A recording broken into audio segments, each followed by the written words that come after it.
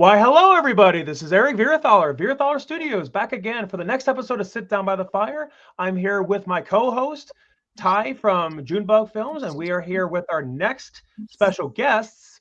Please introduce yourselves. Um, I'm Robbie Newman, or Robert Newman, the president and co-founder of Shadow House Films and the writer and director of Clown and Clown 2. I'm Jolee Holder. I was the associate producer on Clown 2, and I also play a role in the film. My character's name is Jill. I am Gabee Deleo. I played the leading role as Devin in the film Clown 2. Awesome. I certainly want to thank all of you for, I certainly want to thank every single one of you for taking time out of your day to be here. Thank you. Yeah, thank you for having us. Yeah. And so I guess I'm just curious about the story about Clown 1 and 2 because I found out about Clown 2 because of almost because of two people who I know, like who are are pretty heavily involved within like the Montana film world, and honestly, when I first heard about Clown 2, I thought it was a sequel to the Eli Roth movie. Yeah, Roth film, yeah. Yeah, which I can imagine that's probably not the first time that somebody has mentioned that. That was kind of funny. Yeah, there were a couple folks that went on the Shadow House site when we posted shirts on there, and they were kind of trashed it. They're like, "Is this a sequel to Eli Roth's film?" And they're kind of like, "No, it's actually not. This film came out in 2006." And they're like, "This looks like garbage." Like, yeah, I mean, no, it's fine. That's when you do stuff like this, you're open to criticism no matter what. So especially on social media where everyone's behind a keyboard and can basically say whatever they want. Yeah, exactly. And I mean, unfortunately, there's an old time saying that you really truly can't please everybody. And I mean, heck, like with me being a filmmaker myself, I totally get it. I mean, I've had people say, "Oh, do this less often," and so then that's what I do, and then afterwards, people say, "Oh, do it more often." It's like, and then you get the criticism that it's like, see, when I made my films, like they said, "Oh, the clouds are not in the right proportion." I'm like, who gives a crap about the clouds? If you're really looking at the clouds, you're really paying too much attention to the movie. My advice, if you're going to do that, is go outside. Yeah, and I've also even heard people say, "Oh, well, that person's teeth is too white." It's like, who cares? Yeah, nobody said that about any of our folks. Which is good. I would have been okay with that. Yeah. Nice teeth. I hear somebody say nice teeth about one of my actors. I mean, I don't even know how I'm going to respond to that. Well, I mean, yeah. Well, Sergio, look at Sergio Leone. He loved casting people of, how do I word this? To be PC, people with unique abilities. Where he was, like that guy in The Good, the Bad, and the Ugly who had no legs. That was just a random guy he found. So made one of the most memorable scenes in the movie. So sometimes as directors, it's like, I like that. Maybe you like that guy's teeth, or that aren't exactly the best teeth in the world. So yeah, definitely. And I mean, I guess for the movie or whatever they're trying to achieve, it could work. I guess I'm just really curious, like about the whole story, like about how these two movies came. So, I grew up east of Seattle, in the suburbs in Kirkland, and I started messing around with cameras in the early '90s. And I got into some film workshops to learn how to film edit. So I learned on 16 millimeter film how to cut and splice film and put it together and run it through machines and whatnot. And then I didn't start actually getting serious about it until almost the 2000s, when I had started an organization for independent filmmakers and amateur filmmakers to kind of get free kind of coaching and a walkthrough of like from pre to post production, kind of going through the whole process. So the whole scene kind of exploded over there in Seattle, in the early to mid 90s, when prosumer cameras became more efficient and more cost effective. And so then everyone, wanted to make a movie. It's kind of like when we went to the digital age of cameras, where it became a lot more accessible to filmmakers to be able to make something. So, yeah. I'm sorry. No, yeah, and I mean, reminds me of when I took film history in college. One of the things that my professor said, he was like, "Yeah, I'm just going to be honest with you. It's like, definitely preserve films, of course, but to be honest, it's so much easier to use and to edit, like if you don't make your movies on film. Mm-hmm. It's a lot easier." As somebody who has done it to actually edit on film, and sadly those are lost. That's a shame. Well, probably a blessing in disguise, because those are early stuff, and like I did it the James Rolfe way. Remember Eric, where he sit there, put two VHS tapes together, and then you hit rewind and fast forward and edit that way, and then you have like a 3-second delay. That must have been really tedious, but hey, I mean, some of that he got used to as time went on. Yeah, well, sadly, like I said, those films are lost, and a lot of them, I'm like, you know what? I'm kind of happy they're lost, because I don't know if I ever want people to see those. I have a few of those.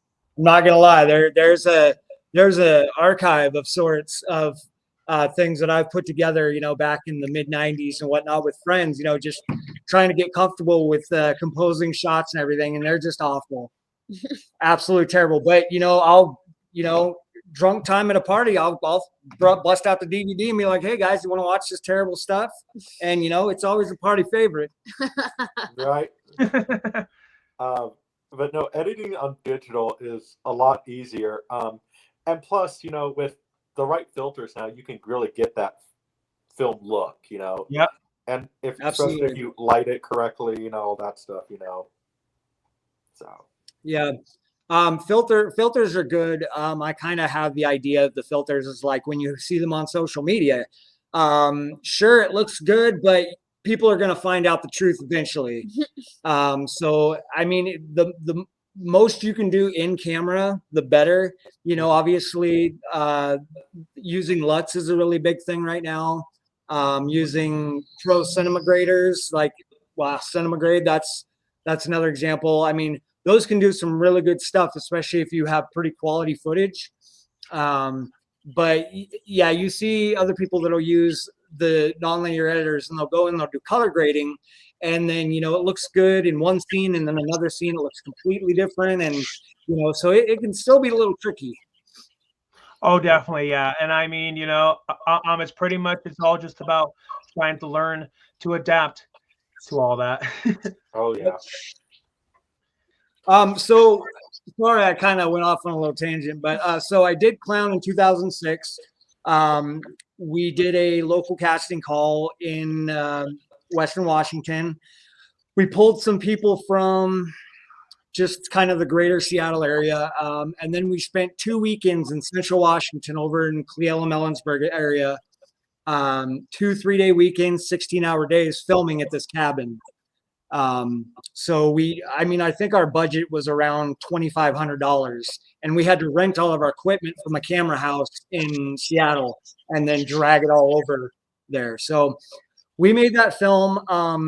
It was released at the Northwest Film Forum in Seattle, downtown Seattle, in an historic theater.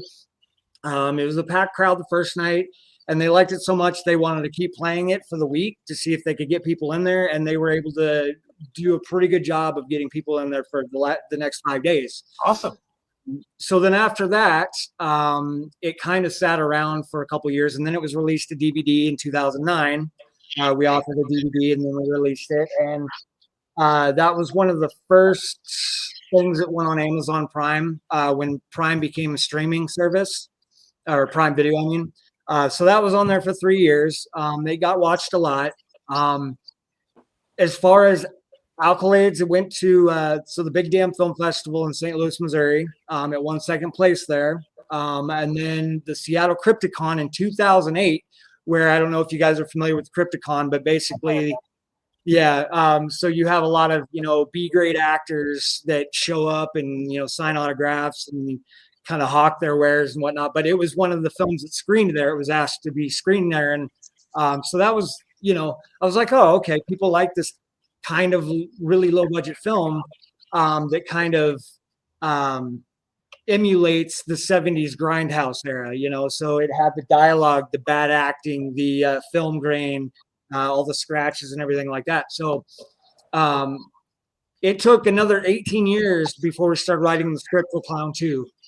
So Clown 2 is the so I live over in Montana. I've lived here for 15 years now, but we started pre-production in June of 2023, I think. Started writing the script, or I started writing the script, handed it off, and had, Jolee here looked at it. Our production manager looked at it and was like, okay, yeah, this looks good. This looks good. And I just kind of built on it. And then we started filming in April of this year. Awesome. So is Clown 3 going to take another 18 years? That's the thing. Like, I can only stomach doing it every 10 years or so. This has been overall a very positive experience. This is the greatest group of actors that I've ever worked with. Some of them didn't start as actors, but they came in and, killed their auditions.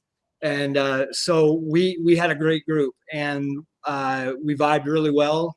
And the film, the fact that we didn't have to rush it as much, because we wanted to be able to premiere it in October here in Libby, as close to Halloween as possible. And so, but we got it in there October 30th. We were able to have our premiere, packed house, and a lot of people loved it.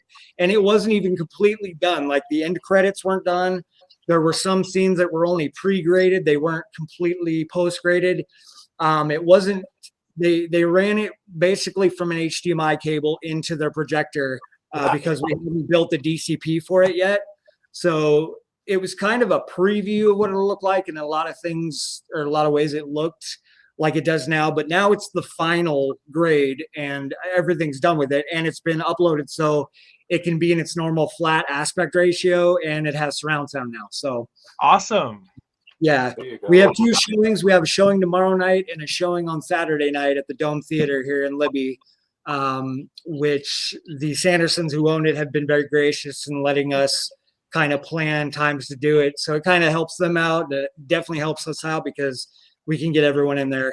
A lot of people couldn't make it to the premiere because we had only a limited number of tickets, so we're only 280 tickets. So a lot of people that couldn't see it then are going to come see it tomorrow night and Saturday night. Awesome. Yeah. And I mean, which definitely will be great. I mean, considering that all those people who wanted to have their chance at the premiere, like, say, for more reasons than one, financial reasons or just their schedule, it's definitely nice to know that that's not their only option. Mm-hmm. Yeah. Yeah. Well, and we offer it free to the community, free admission, because it's kind of a thank you to the community. I've never got into filmmaking to make money. It's just basically a really expensive hobby. So it's more about bringing our community together. We have a lot of detachment in our community. As most rural communities, it's pretty tight knit, but there are a number of, different things, that go on in this environment. Always bad seeds. Yeah. So it's great that we can kind of bring the community together for something like that. Yeah. Especially the arts community, because, we have a couple theater groups here.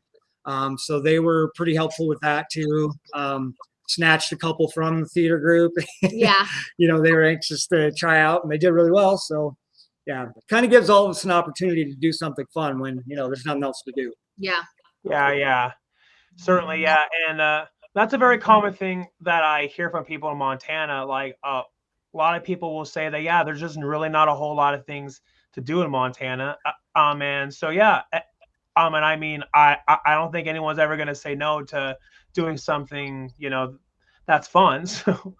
Right. Yeah.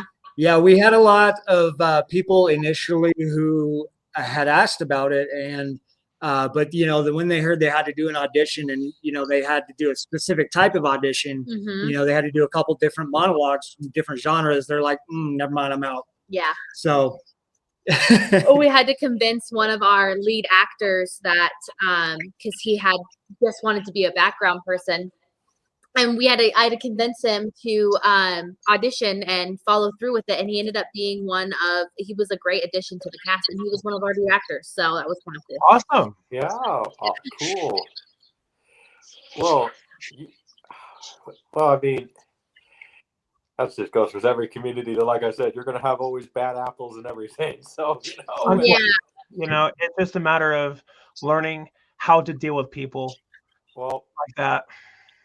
I got pretty good at it. Just the guy at the. Well, hey, you're always going to see that guy at the bar. Oh, fudge, he's here. Yeah. They were actually pretty gracious. The people in the community have been super cool about letting us come in and use their businesses and using their equipment. We had to film a scene that took place in a police station, and the police chief let us use her uniform, and local gas station that let us use their building after hours. So that was pretty cool. So I mean, it's been really neat how open the community is to letting us kind of do our thing. It's nice when you can legally impersonate a police officer, right? Yeah. Legally, of course. Legally. Yeah. Legally. So let's. Yeah. So guess we'll kind of stretch a little bit. So there's no plans right now for Clown 3, or no, or maybe. I kind of want to put that on the back burner because there are other things I want to work on. I've only done 3 feature films, so I kind of want to do something in the comedy genre. And we tried to do that, or we did try. We were pretty successful in doing that with Clown. Yeah. Instead of trying to scare people, make it overly gory or whatever, we kind of tried to mix the two things and do something funny, but also something horrific, especially for people that don't like clowns. Yeah. So it's got a little bit for everyone. It's definitely a horror film, but it's mostly comedy. Yeah. Right. And it put fun to the original Clown, because the original Clown was supposed to be kind of a serious take of, 70s grindhouse cinema, and it kind of succeeded for what it was. But the fact that we could go back almost 20 years later and completely just revamp what the story means, and kind of use the original Clown movie as a springboard into that, then we can kind of meld the two stories together. So the movie Clown exists in the Clown 2 universe, but it exists as a movie and as a story. So okay. But yeah, it's definitely really interesting how you went that route. And yeah, and it even makes, and it blows my mind to think that 2006 was almost 20 years ago. Tell me about it. Right. I mean, because it feels like 2006 was just yesterday. Wow.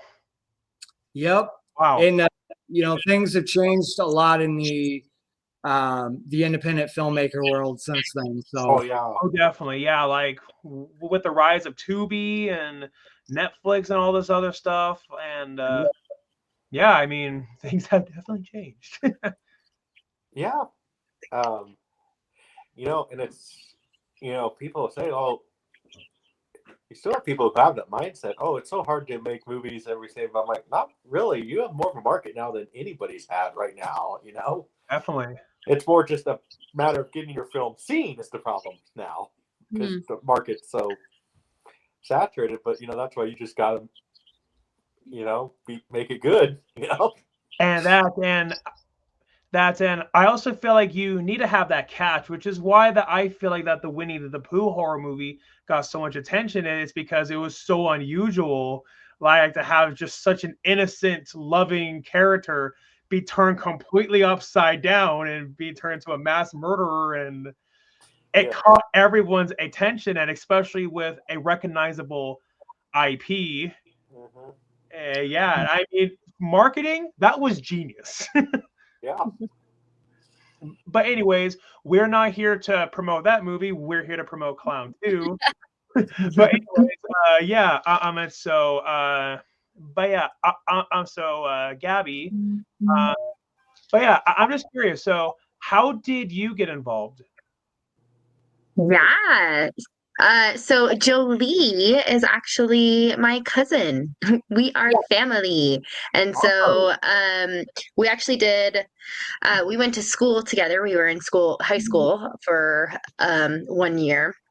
And previous to that, we did a bunch of theater plays together and whatnot. And so we've had a lot of history doing that kind of stuff. So she let me know that if I was interested, I should come and audition. And it was at a perfect kind of time in my life where I was looking for something extra to do, wanting to get into more hobbies.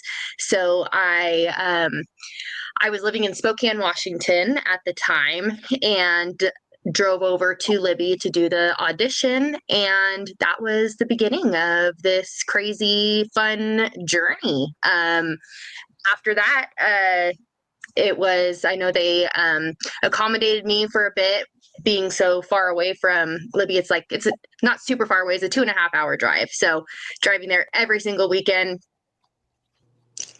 was a little difficult. So we did some of the read throughs in the beginning over a laptop with me on my laptop and then everybody in the cast surrounding.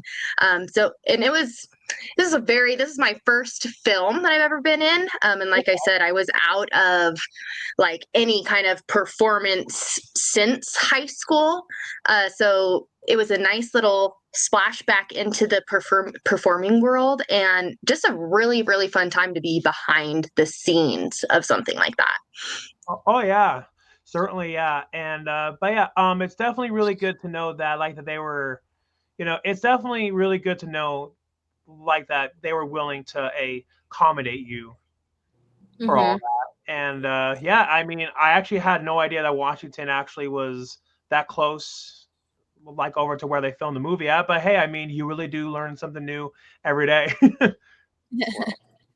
So I guess out of curiosity, before that you did this movie, were you ever a fan of horror movies? I used to be in high school. I remember watching horror movies with Jolee all the time when we were younger. Won't ever drink Code Red Mountain Dew anymore since then. Okay, there's a story there. There's a story there. Yeah, I don't like. Would you like to share? We were watching Creep Show on DVD, right? Yeah. And I can't remember what it was or what the story was, but they were doing fake blood and guts, and we were eating mozzarella cheese and drinking Code Red Mountain Dew. Oh God. I was 15, and that when Gabby would have been 13 then. Yeah. And ever since then, I think both of us were disgusted because it looked like Mountain Dew and string cheese. Mozzarella. Yeah. Yeah. It was disgusting. I can see that, yeah. Yeah. Well, but actually, Jolee was really into all kinds of haunted stuff. I remember she used to read me these really scary haunted books and shit when I was sorry for my language. When I was younger, it used to scare the crap out of me. And so to be honest, I wasn't into it a lot more, but as I got older, for my own mental health, I don't really watch horror movies all that much anymore. They kind of scare me too much. And so that was nice. Also, being on the back end of the screen, as I got to kind of realize, like, hey, this is all make believe. This isn't real stuff, and it kind of helps me watch scary movies a little bit more now. It seems that the people in the crew were scarier than actual real murderous clowns, to be honest. Yeah, That is there were. Real very life is interesting. scarier in this situation. Yeah. As long as no one got hurt, that's all that matters. So, Yeah, exactly. Yeah. That's um, what matters most. And I mean, of course, we can watch all the blood and mayhem on screen, which is fine. It's because that we know it's not real. But then as soon as we see it in real life, it's like, or Yeah. start reading about the true guys who do that to people. yeah, Yeah. like Jeffrey Dahmer and all these other people. Yeah, that's another special interest of mine. Yeah. Well, So- Eric, that reminds me. Note to self. So we'll do that at some point. Watch Creepshow and have mozzarella sticks and Code Red. Yeah, it'll change your life in the worst way. Yeah, the worst way. Like, you just tell a specific brand and everything. We'll try it. Code Red Mountain Dew. Yeah. Gross.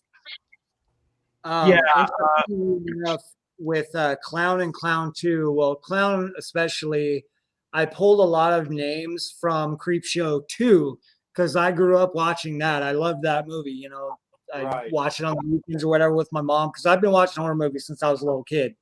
And so I pulled some of the character names from it for our lead characters. And then, you know, like Rachel, who is the main character in the original Clown, is from Rachel Creed from Pet Sematary. Nancy is from Halloween. You know, and Lewis from Pet Sematary. So I didn't really do that with Clown 2, but being able to use those characters' names in the second one was kind of cool because I'm like, it goes back to the roots of when, you know, I thought I was being so clever and using names from other horror movies that I grew up with, you know, to kind of pay a little bit of homage to them. So, and then, you know, there's Easter eggs in Clown 2 that relate to the first Clown movie that unless you've actually watched Clown, you wouldn't know. So there's probably like 10 people that are like, ha ha ha, you know, but it's still fun for me to be able to watch that and know where that comes from. And so I've never done any kind of sequel before. And, you know, frankly, I'm not really a big fan of sequels. But this, I felt like I knew it well enough and I wanted to pay a little bit more respect to the whole idea of it, you know, instead of trying to create a brand new story. It's a new story, but it's, you know, it has some of the same aspects and environment of the first one. So I guess that made it easier, and it was kind of like visiting an old friend. So Yeah, and I mean, as far as like naming characters after other horror movies, I definitely do know that a lot of people do that. Like even in the original Scream, spoilers, one of the killers like actually has the last name like of Donald Pleasance. From Halloween, which is ironic because they also were named after a character from Psycho. So, Oh, neat. I didn't know that. yep. now, Oh, even Friday the 13th, like there's like Carpenter Road or something like that. Or yeah, I wonder where that got from. It certainly couldn't have been from John Carpenter, like who. Yeah, it certainly couldn't have been from somebody like who made a movie that nobody saw, like called Halloween. No, it was the first. No, it was named after the guy who. It was named after the guy who won $1 million in the first few seasons of Who Wants to Be a Millionaire. It was named after that guy, whose ironic name is John Carpenter. It's named after Jesus. Exactly. Yeah. Too funny, yeah. And actually, I believe that even I think Jenna Ortega's character in Scream 5 and 6, I believe that her character's name like has the last name Carpenter too. So yeah, and so you know, it's one of those things like that just goes on. And even in I think Friday the 13th Part 6, I believe that there's a restaurant called like the Karloff Inn, which clearly is after Boris Karloff. So, Mm-hmm. Well, Yeah. that's kind of what you do in That's movies. I like the little references, especially that they use in horror movies. We have our sound guy, and Oh yeah, his last name's Carpenter, so that was pretty that's cool. weird. That was really the only reason we were like, hey, his last name's Carpenter. Maybe he's related to them in some way, he had a couple scenes and he was our sound guy, but his last name was Carpenter. I was like, let's just go with it. Listen. Yeah. Plus he's tall, so he can hold boom mic. Mm-hmm. Well, I guess well, that's a strange coincidence. it is, yeah. Like, it's also kind of a coincidence how in Friday the 13th Part 5, they actually cast an actress with the last name Voorhees, and I can't help but wonder that she only got that role only because of her. Well, she was born, definitely. Wasn't she like I think Debbie Sue Voorhees, she was like a model or something, and the director who, somewhat of a PG-13-ish podcast, we all know what he did before his movie. Yeah. He cast it. I think he saw her in a magazine and said, "Oh, her last name's Voorhees. Let's cast her." So, and the rest is history, as they say. Yeah, and now they just need to cast that. Now, if they make a new one, now they just need to cast that girl from Saved by the Bell, whose last name was Voorhees. Yeah, just by big coincidence. Yeah. So my last name's Newman, and I'm not related to Paul, so I just want to throw it out there. Unfortunate. I'm probably your least famous guest. These two are famous because they're in front of the camera. I'm just the director that nobody knows. Let's show we're in Seattle. Maybe they know me there. So never know. You said you were in Seattle in the 90s. Do you have any like interesting stories about the grunge scene there, or not really? I mean, when Nirvana and Pearl Jam came out, when the grunge scene exploded, I was 12, so I was pretty much the prime age for all of that. Yeah. But yeah, it was kind of a big thing there, and I saw a couple bands that, I mean, they weren't really grunge, but got their starts in Seattle. But I saw them, at local venues, and it was really cool to see them before they became big, like Modest Mouse, one of them.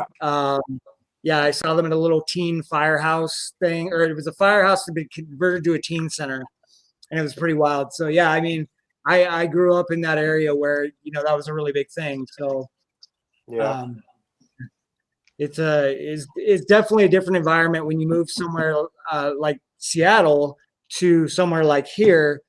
I mean, I don't even know what the population is here now. Not enough. Yeah, little tiny. Too much, depending on who you talk to. Yeah, literally. Well, no, I mean, I liked it when I was in high school, but I kind of, I always more respect. I mean, Alice in Chains is probably the best out of all the grunge bands, I would say. So, and but what, Eric? You got any other questions? Yeah. So, so it sounds like that you're not really pro or for making Clown 3. But I guess if you had any other project in mind, like, yeah, you're saying you wanted to do more of a comedy. Did you have like in mind, like, say, like what kind of like comedy you would like to make? Well, I'm kind of a sucker for rated R rom-coms. Nothing I ever make is going to be for all audiences, because I only make stuff I want to watch. And I mean, sure, I probably wouldn't want to watch somebody else's clown movie. I've never seen Terrifier. I had never seen the Rob Zombie movie 31 Clowns. Like I don't really care about clowns necessarily, but Which when is I made ironic. yeah, I know. So when I made Clown in 2006, I was like, well, this is scary as hell. Like, people are terrified of clowns, and like, what better antagonist can you have than somebody that's supposed to make you happy? So back then I just thought it was the coolest idea ever. And kind of the spoiler alert here. So the original clown, I had never seen movies like Fight Club or High Tension, which if you've seen either of those films, they are definitely, they lead you to believe that the protagonist is being attacked or, is being, in the presence of this other person who's bad. So then you find out at the end that in both of those situations, the protagonist is actually the antagonist, the one that's actually killed or the one that's, beating people up or, doing everything. It's just kind of like a split personality thing or whatever you call it now. But I didn't know that when I wrote Clown because I hadn't seen either of those movies. So I used that plot device for the end. So the lead character ends up being the actual clown. She's talking about, I see this clown, and her friends are dying, but then in the end you find out she's the clown. Like that's the big reveal. So I was a little scared by that aspect. So when I did Clown 2, I was like, well, I still have to have some kind of twist. It has to be still somewhat creative. It can't just be blood and guts and comedy. I mean, I'm here for it, but I wanted to at least flesh out the story to where it had some kind of significance. And so the twist, although it's not a super complicated one, it does have an actual twist at the end and it works. So nice, awesome. And I mean, there's a reason why that a lot of twists definitely can be remembered. Like I feel like that's why the people still remember that twist to this very day, like from Star Wars Episode 5, The Empire Strikes Back, because nobody, and not even the actors, saw it coming, like how Darth Vader was Luke's father the entire time, and even in The Sixth Sense, like how Bruce Willis was a ghost the entire time, which afterwards people argue that I have a hard time saying his last name, so please forgive me. M. Night Shyamalan, I believe is how you say it. Yeah, like people were saying that he got away with doing all these twists, which is funny. It's because back when Star Wars Episode 7 was announced, like there was this like a spoof pitch video that I saw, say, what if this director did it, or that director, and then once they got to him, just what they did, like with like parodying like what he would do with like Star Wars Episode 7 about it being a plot, about it like there being a plot twist. It was pretty funny. Oh fudge, dude! I totally haven't seen those movies, The Sixth Sense and Empire. You totally just spoiled it for me, dude. Oh no, I'm sorry. Oh my gosh. Shame on me. I've never seen Star Wars before. Like as old as I am, I feel like I should have watched it, had the characters, you really?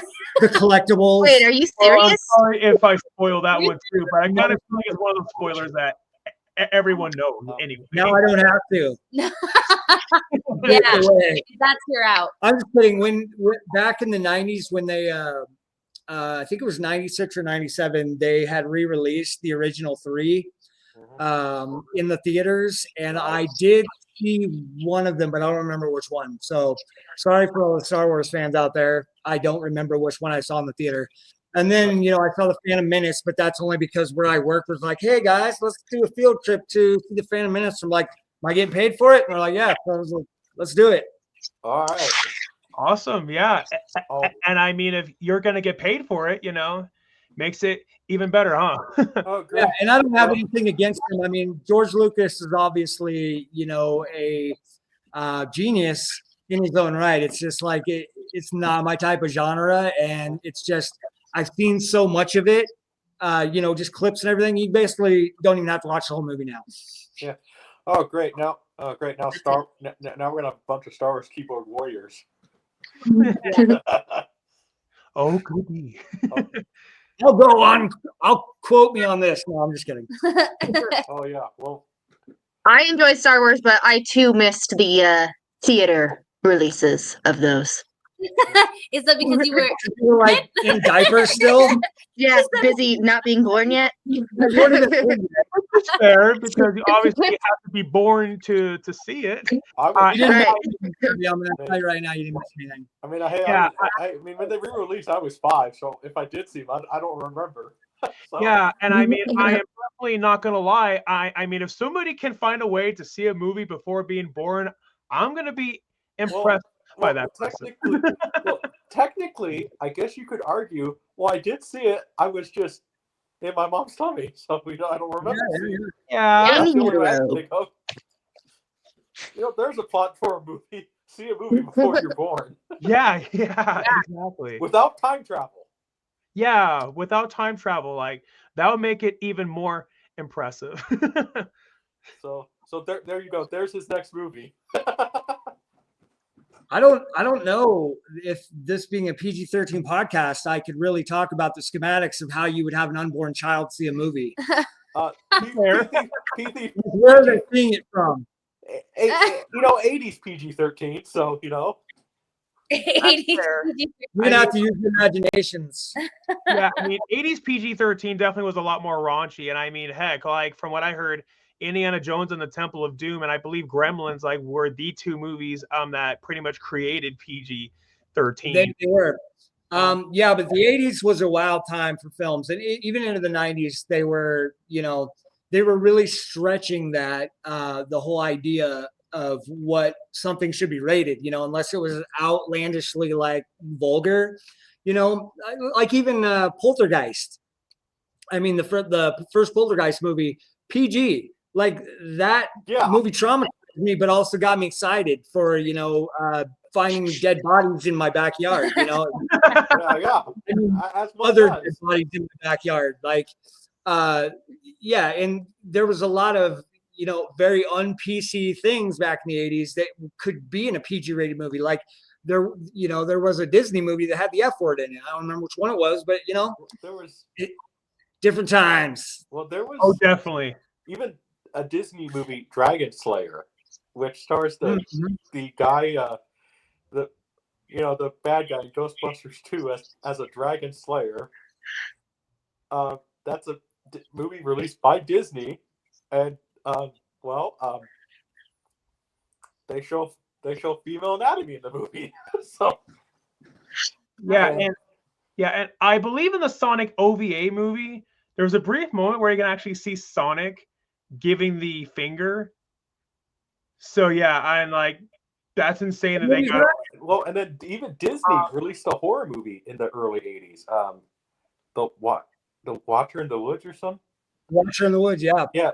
Well, and I mean, Disney has done plenty of R-rated movies and plenty of horror movies. It's just for the longest time they just didn't release it under the Disney banner. This one they released it under the Disney banner. So. I think Touchstone was their company that they had for that. Yeah, it was. Probably. Somebody's going to correct me in the comments here if I'm wrong, but I don't think Touchstone was established quite yet. Watcher in the Woods was released under the Disney brand, if I remember correctly. Well, that's news to me, but and it's one of Betty Davis's last performances. Well, that's news to me, but to answer Robbie's question about the whole thing about what movie, so before the live action ones like with Jim Carrey, there actually was a Sonic anime movie that was like done in like 1999, I believe, and it didn't get a theatrical release, like it was just like it just went to DVD and all that. There's a brief moment in some versions of it, and they probably censored ever since then, like where Sonic the Hedgehog actually gives the middle finger. I'm like, that's insane that they got away with that. And that's one of the things I actually always argue, that DVD and VHS will always be relevant.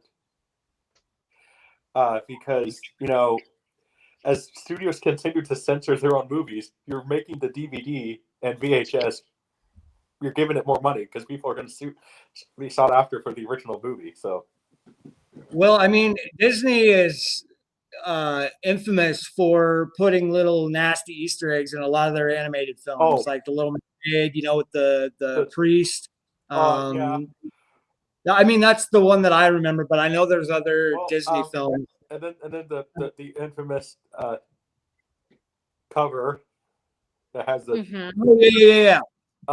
I think you're talking about The Little Mermaid, right? Right. Well, there's a Well, I guess I heard the story behind that.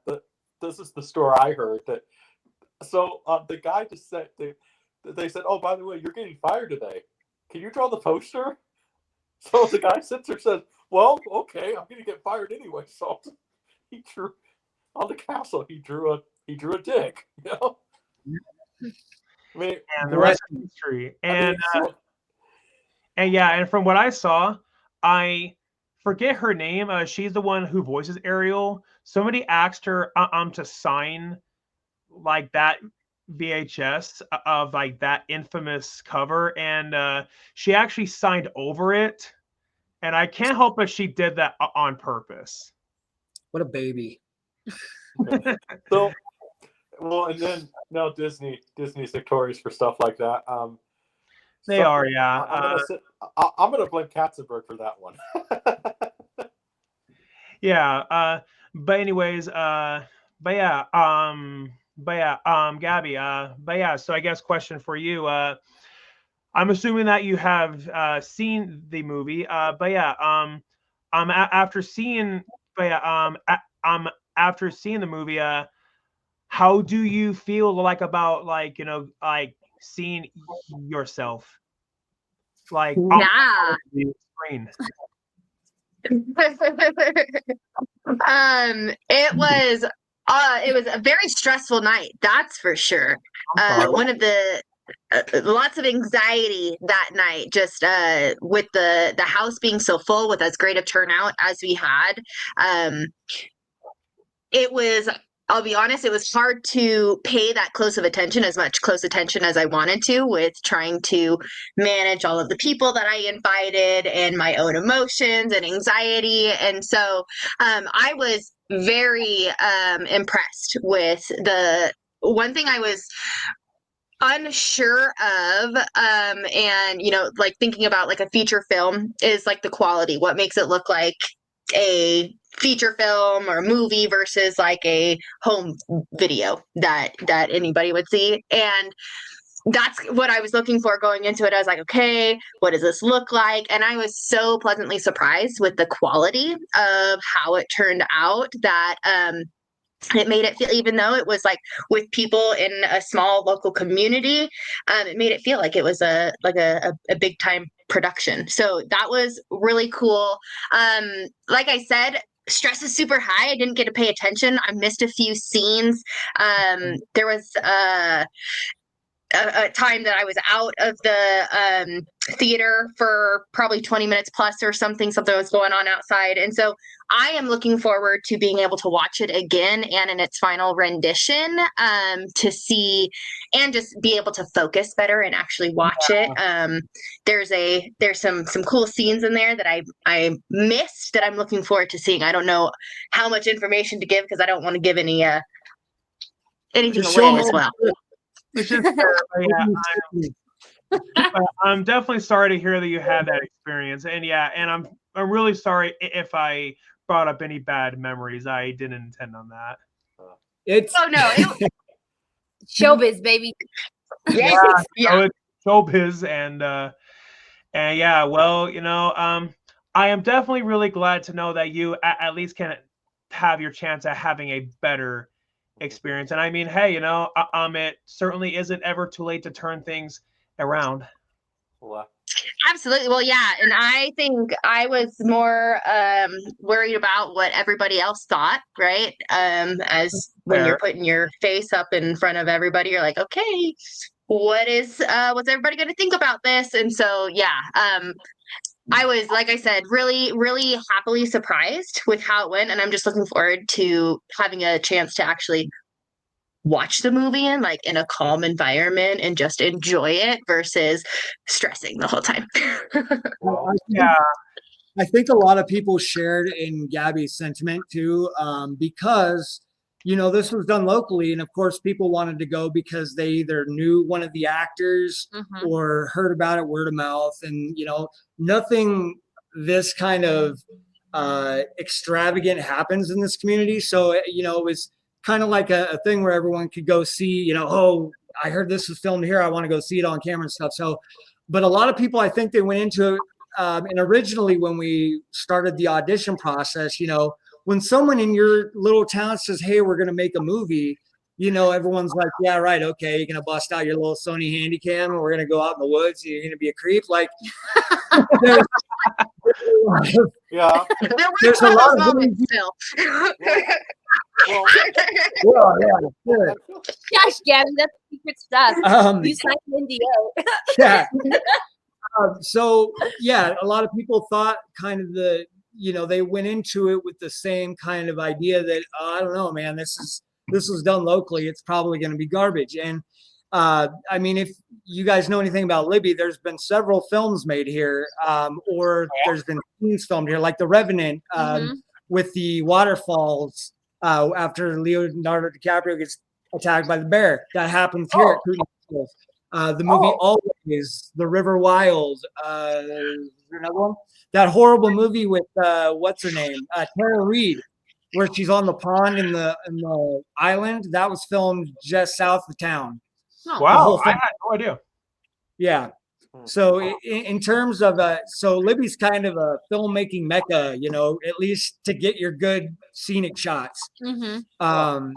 So, people are used to seeing like big productions here. So when they see me pull up with a crowd of like 10 people and most of them look like they don't know their ass from a hole in the ground, it's like, they were pleasantly surprised. That's what I'm just going to say. Sorry, I'm going on a tangent here again. I'm trying to attack as many people as possible, but make it sound like I'm being nice. But they went into it and they were very pleasantly surprised. Like, we've had a lot of overwhelmingly positive feedback for the film because it does look like an actual film. I mean, it is a film. It was filmed with professional equipment and, we had a professional cast. Like, they weren't all professional to start with, but now they're professional. So they're all on the IMDb now, which is one thing that some of them are like, oh, that's cool, Robbie. And then others were like, hell yeah, I've always wanted to be on the IMDb.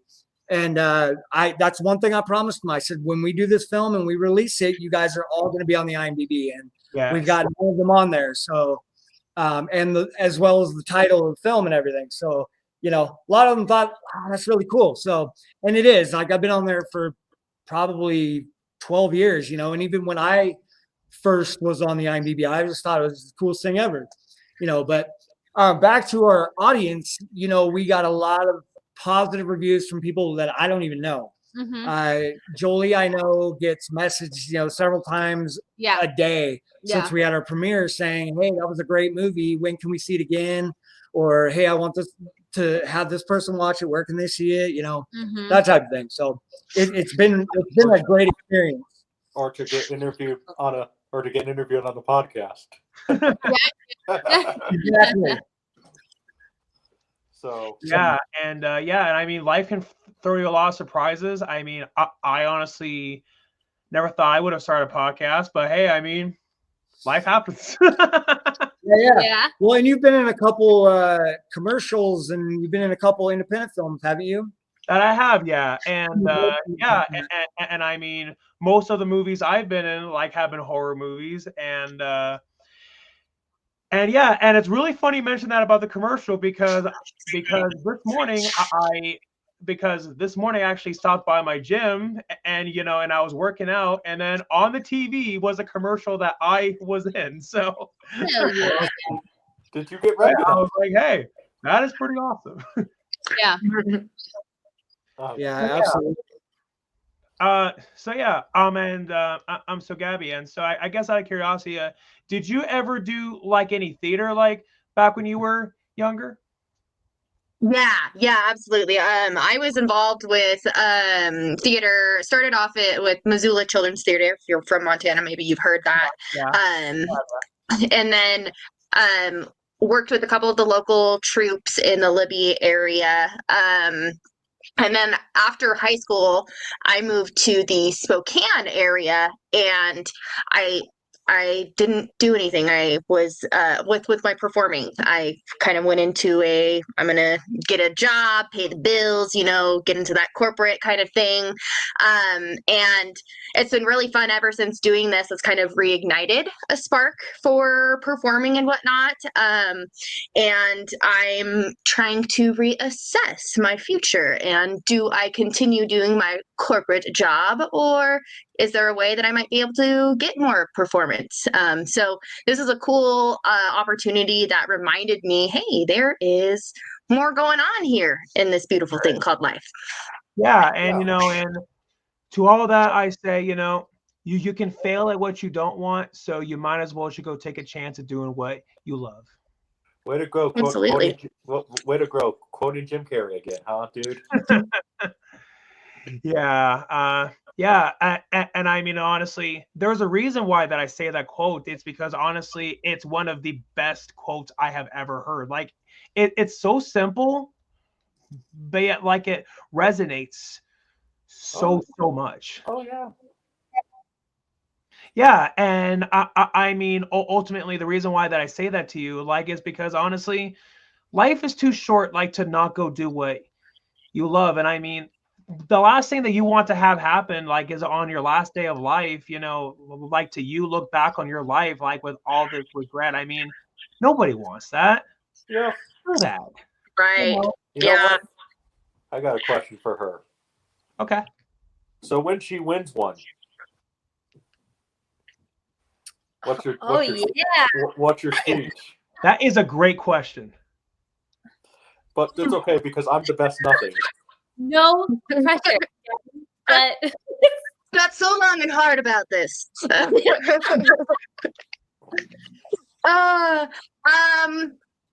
You know what? I don't know. Yeah, I'd have to think about that. I was inspired to I've joined like a talent agency over in Seattle with Seattle Talent, and they've got some they've got some I've been doing some classes, and they actually have like this owner showcase coming up on Monday that I'm going to audition for.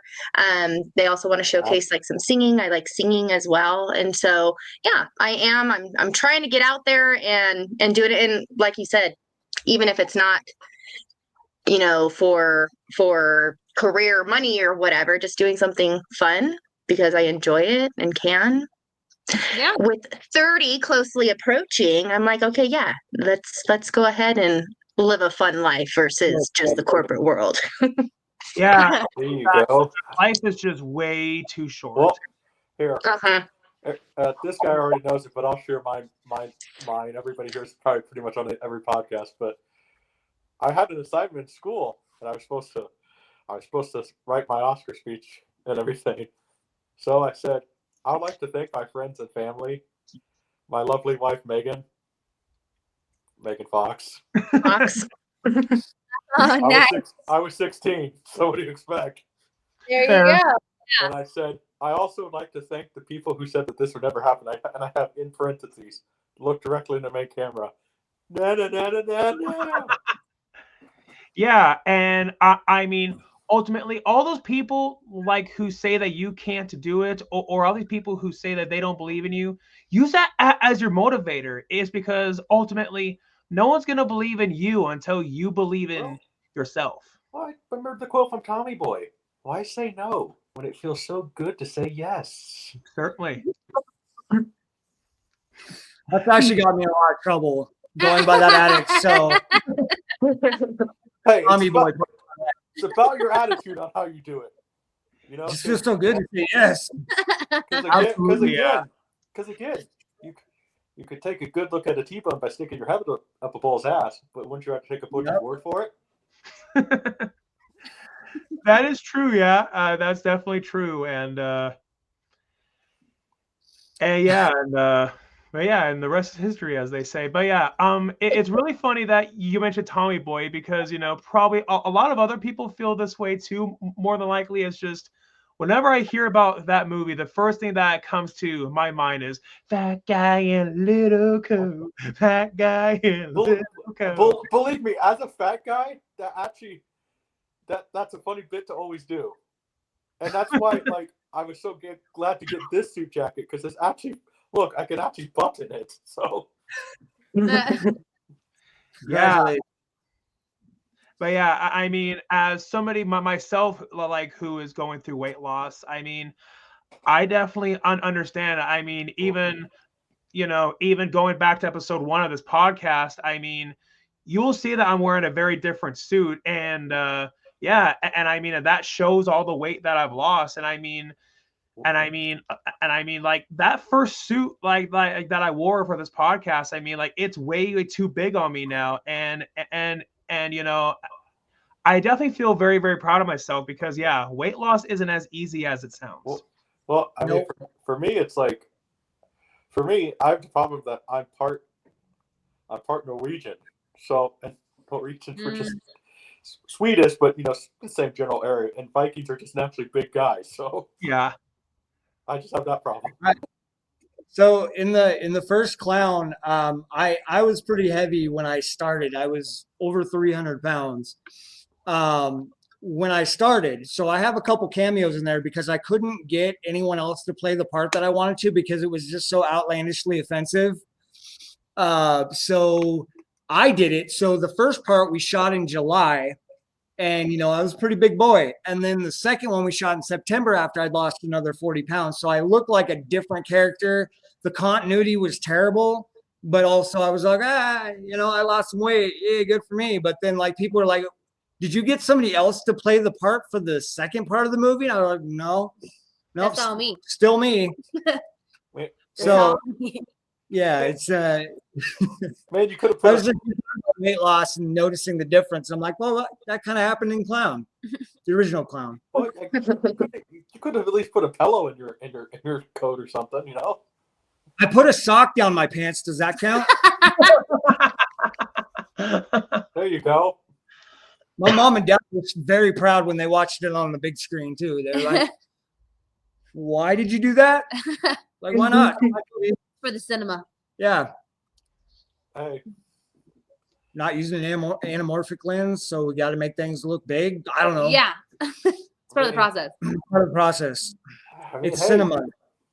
I mean, hey, you know, the stuff directors do for a shot, right? Oh, That's definitely. right. Yeah, you know, as soon as you say that, it reminds me of the movie Shadow of the Vampire, which is about the making of Nosferatu. I mean, of course, they definitely exaggerated on a lot of it. Like, it wasn't as extreme, like, as it was to actually make the movie. But yeah, but in the movie, they were saying, like, how F.W. Murnau, like, you know, went to the extremes of, like, hiring a real vampire, like, to really kill people in the movie, which, yeah, we know that obviously never happened in real life, but at the same time, I hate to sound morbid, I could see somebody out there in real life doing something like that.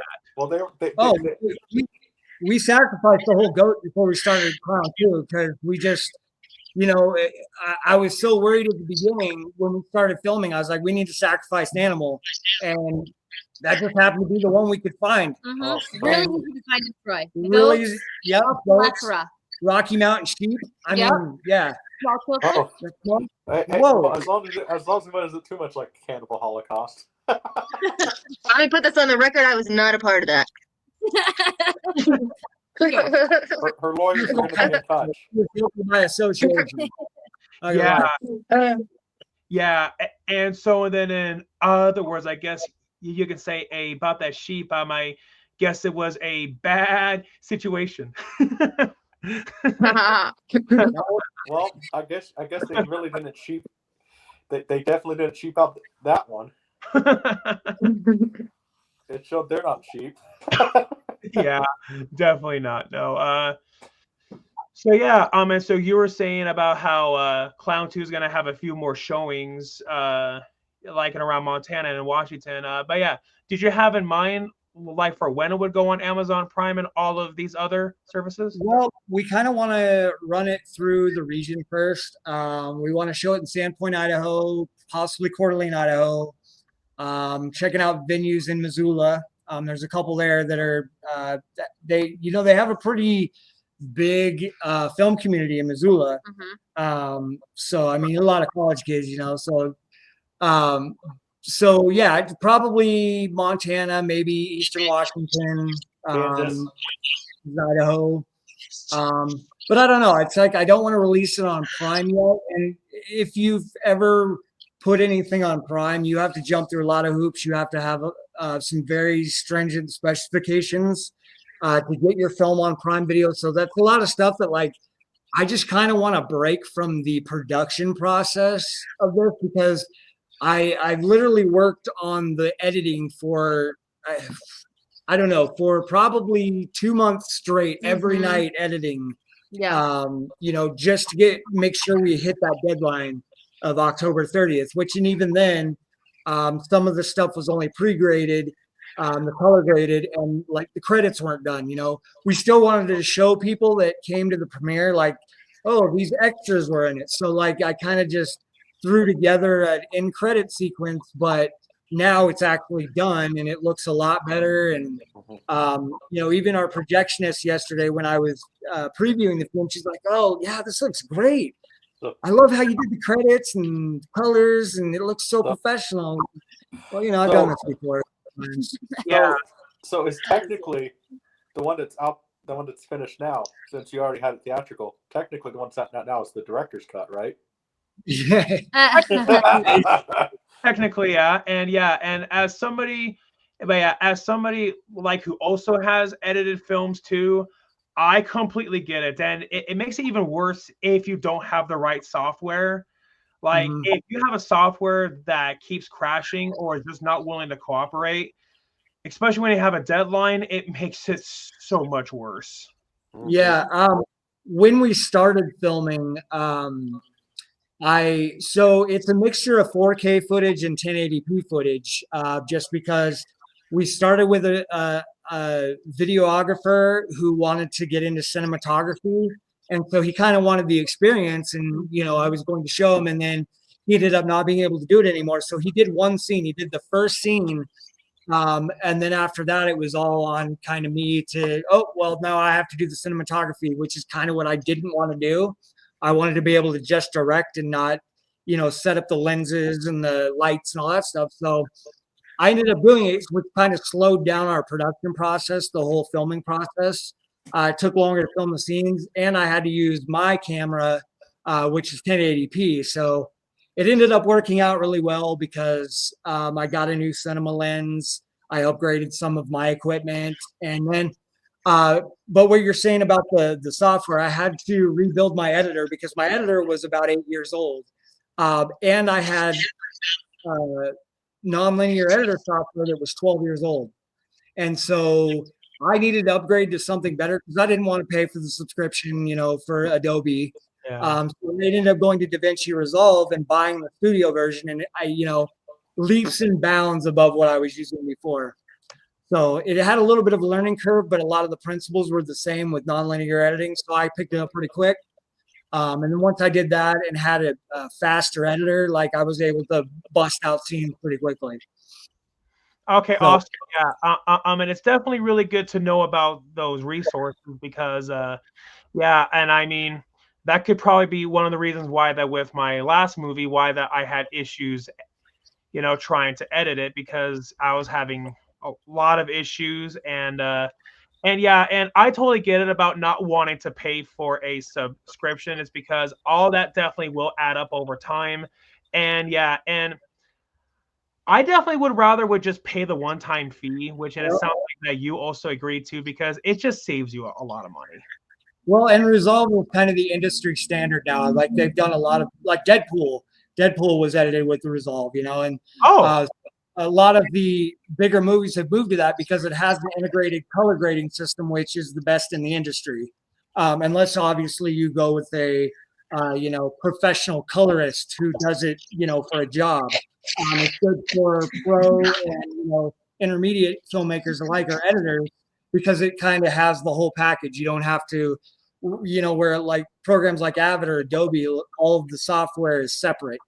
You have to buy the whole suite. Whereas DaVinci Resolve, even the non-studio version, which is free, it has about 80% of the things you need to make a movie, But having the studio version, you can do so much more with it. Especially in my case, I was able to integrate effects easier. I had the ability to do DCP rendering for digital cinema. I mean, there's just a lot of takeaways from just buying the studio version and only paying that one-time fee. So a lot better. Yeah, and I mean, ultimately, that really is just a part of the filmmaking experience. Like, it really is about learning from your mistakes and, and progressing yourself. I mean, I look back on my first movie and I cringe at it. And, but hey, I mean, everyone has to start from somewhere. Yep, same. I mean, everyone has their even, big time actors. They have their first movie where they're like, I want that to disappear. We've all kind of been there. Poor Gabee and Jolee. This is the first film they've done. So, I mean, depending on what people say about it, and I've kind of tried to warn them. I said, there's people, you're going to see this. It's going to be seen at least in the U.S. and the U.K. Because that's probably the region coding we'll get with Prime Video. But people are going to be mean. They're going to be assholes. They're going to, because they don't have any repercussions for what they say. So they may be very, very critical and not do it in a, an efficient way. They just say whatever they want. So I was like, be prepared. That might actually happen. But yep, it might. And it's one of those things where you really, if you're going to be in the film industry, you really need to have the resilience, and you really need to have that. You really do need to have that thick skin too. Well, I'll even say this to them too. There's people who we all know and love right now, like Walt Disney. One of the things that somebody said about him, when they took a look at his drawings so he can at least get a job in the funnies at the time, they said the guy sat there and said, "You can't draw." And they said that to Walt Disney. Yeah. So. And then, somebody even told Burt Reynolds, as he was fired the same day as Clint Eastwood, they told Burt Reynolds, "You can't act." So. Yeah, and also somebody even told Albert Einstein, "Oh, you're not smart enough." So anything can happen, people. Sometimes people are. What's that line in Men in Black? About people. There's. There's the good and the bad, and that's something. But like a person is dumb, people are something like that. Somebody's going to correct me in the comments about it. Yeah, possibly. Yeah. And it's the whole aspect of making movies is so inherently subjective. People are definitely going to love it or they're going to hate it, the things that you put out. But the thing is, you can't obviously, and it's so cliche, but you can't please everybody. And I'm not out to please a bunch of people. I again am about making things that I would want to watch. And, I think I have a pretty good grasp on like what other people might want to watch, and again, it's not for everyone, and I'm not out to impress everyone. I just want to make something that I can watch and not be completely, putting my head down at. And so far, and I'm my worst critic, and that's the thing. I'm somewhat of a perfectionist. The cast and crew probably wouldn't agree with that, because there were a lot of times I'm like, we don't have time for this. Let's just not use a slate, when we needed a slate. Post. We'll fix it in post. Which at the time was, such a great thing to think. But then when it came down to editing, and then like, oh no, now I have to sync up the sound manually. No, I don't have any scratch audio, Yeah, I was like, what am I doing here? Like, I just wanted to punch myself in the face every time I did that. Or punch our sound guy or anybody who was like, no, Robbie, we should probably slate this scene.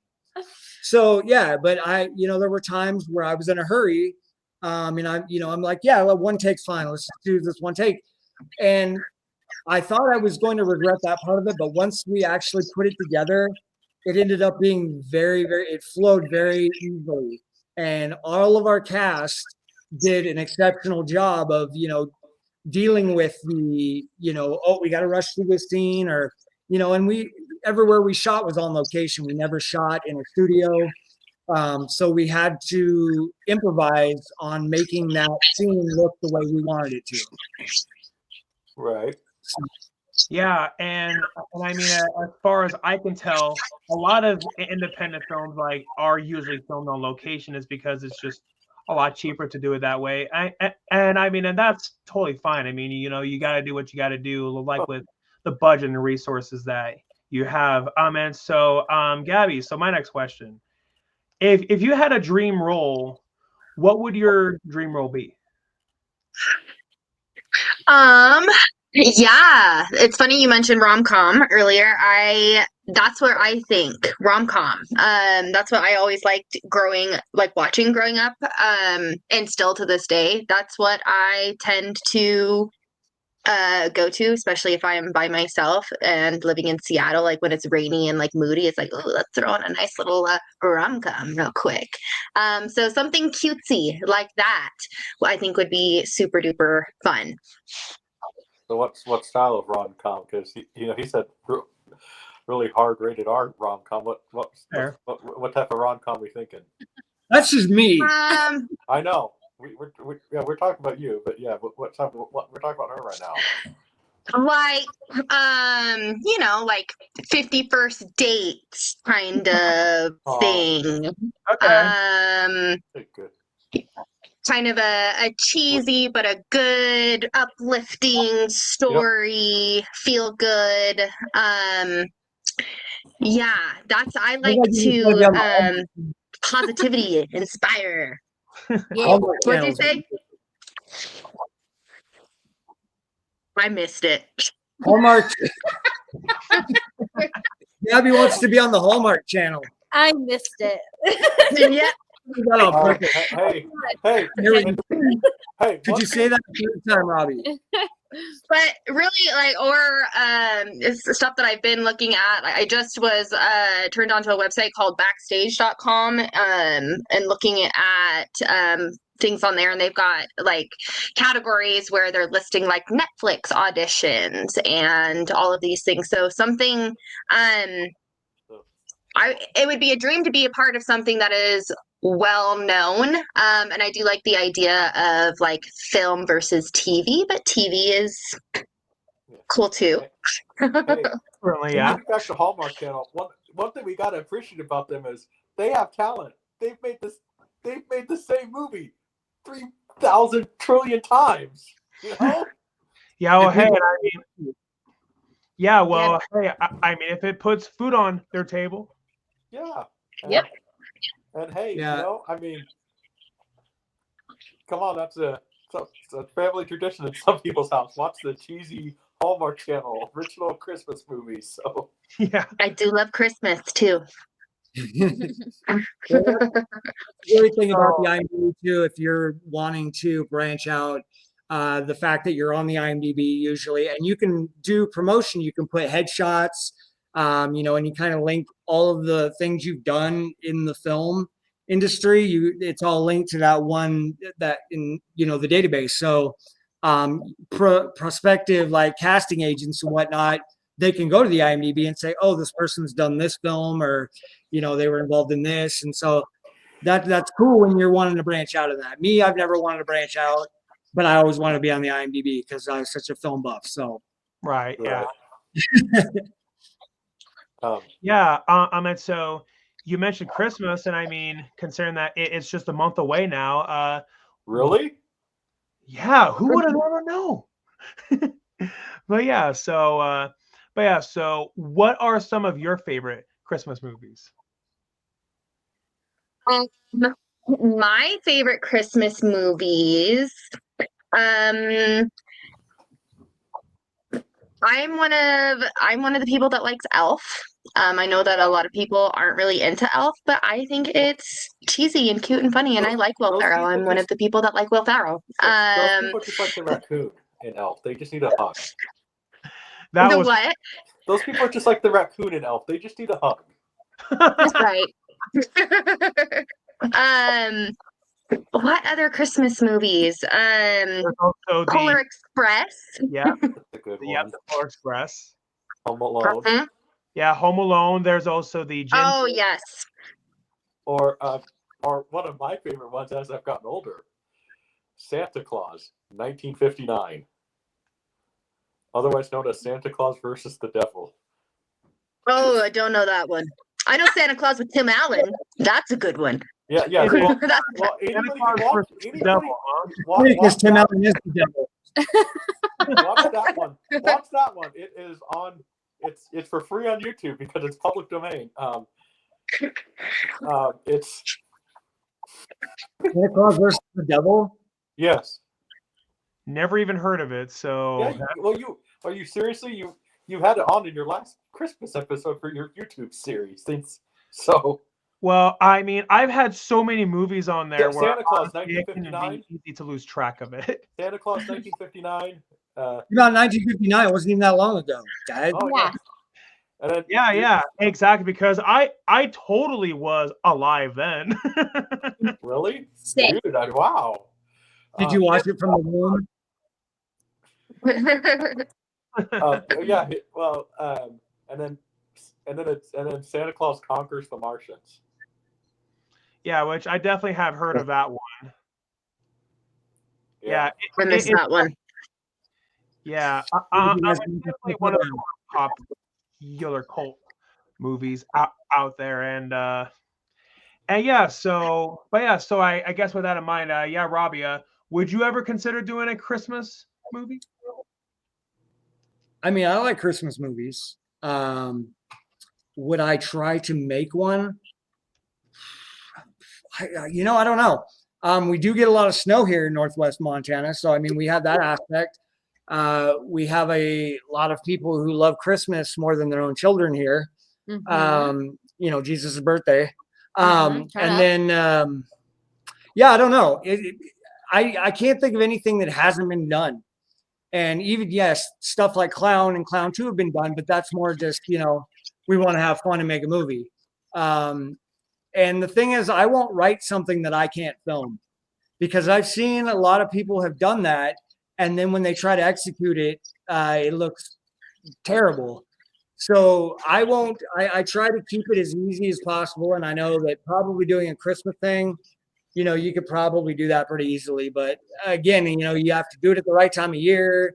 You have to do the right set design and all that stuff. And that's a lot for something that I may or may not be interested in doing. So Yeah. Exactly, and that's fair. Kind of reminds me of Plan 9 from Outer Space, like when Ed Wood was trying to do all these things, like trying to make it into a bigger movie than it really was, and then ultimately he used like dinner plates, like as like the flying saucers, and he just painted them. So, I mean, hey, at least we gotta hand it to Ed Wood. Unlike some of the worst directors of all time, at least Ed Wood tried to make movies. Some of them, it's like, I got paid,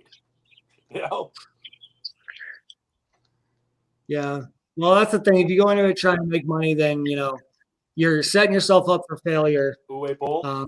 Just make them for fun and try to make them as best as you can. And, nobody's disappointed if it turns out being lousy because you're not using other people's return on investment. You're self-funding or, and trying to do the best that you can. And then it takes that stress off of you to try to make something that you're not going to be able to make.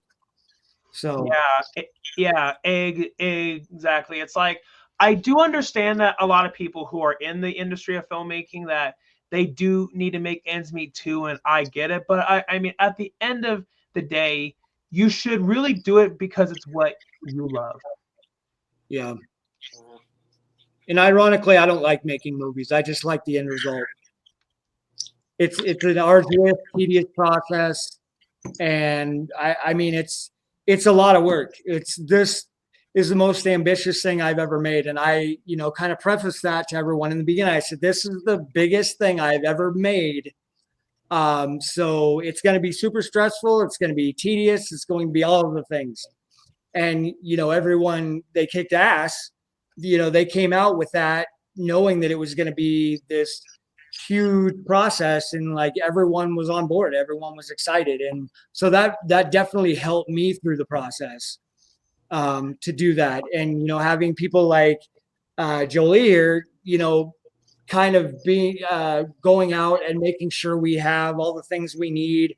Gabee did our costume scheduling. Mhm. She took all the scenes we had left, and for continuity, to make sure, since we're not filming in sequence, to be able to say, okay, we're wearing this on this day, or this shoot.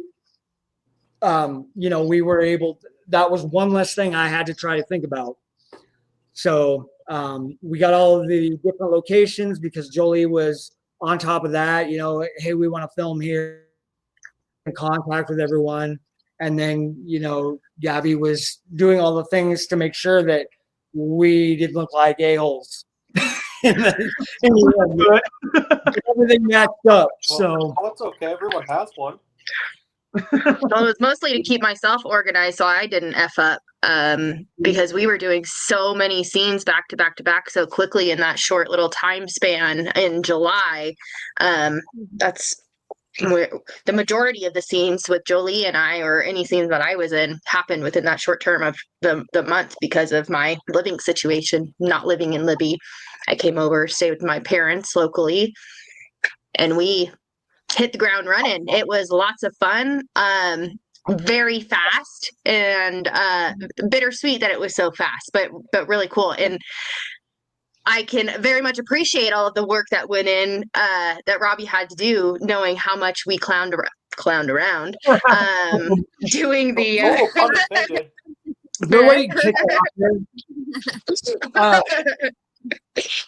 with each scene and everything, and our go-to line throughout all of the filming was "fix it in post." So, Robbie, yeah, fix it in post. Fix it in post. Fix it in post. You're not doing anything else. Yeah.